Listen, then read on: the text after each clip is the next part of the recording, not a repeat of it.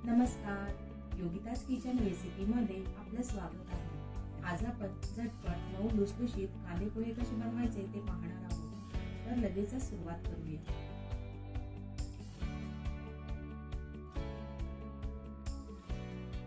सर्वात प्रथम एका चाळणीमध्ये पोहे घ्यायचे आहेत। इथे मी 1 वाटीभर पोहे घेतले आहेत। आता वरून पाणी ओतून अशा प्रकारे हलक्या हाताने पोहे धुवून घ्यायचे आहेत।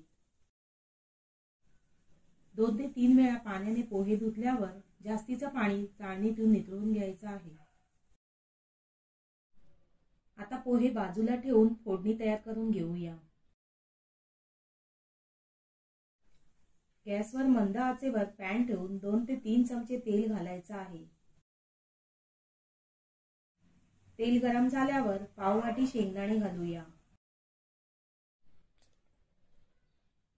शेंगदाणे थोडेसे फुटल्यासारखे दिसतात व रंगही बदललेला दिसतो।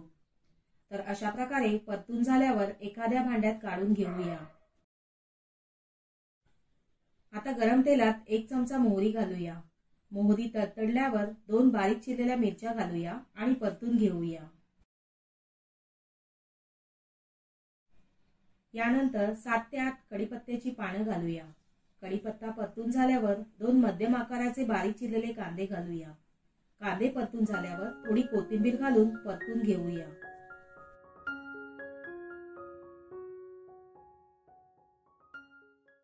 आता यामध्ये चवीपुरतं मीठ, अर्धा चमचा साखर, पाव चमचा हळद पावडर घालूया आणि व्यवस्थित परतून घेऊया।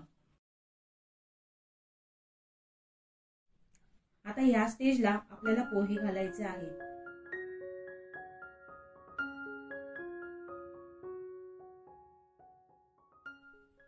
पोहे घातल्यावर लगेच अशा प्रकारे परतून घ्यायचे आहेत।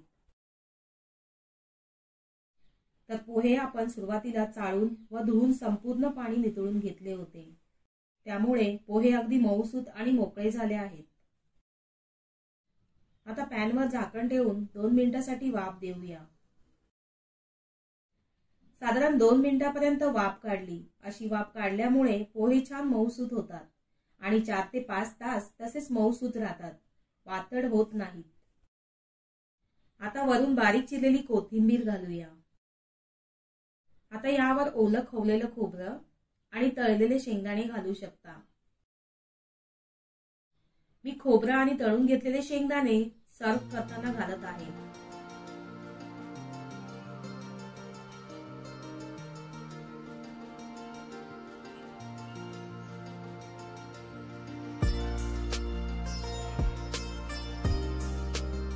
तर कशी वाटली आजची रेसिपी?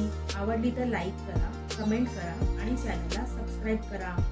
धन्यवाद।